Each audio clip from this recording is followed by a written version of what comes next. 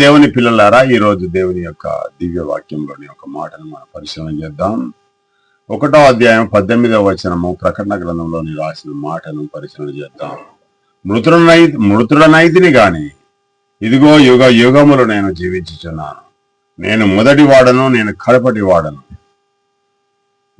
నాకు మరణము యొక్కయు పాతాళము యొక్కయు తాళ చేతులు నా దగ్గర ఉన్నవి.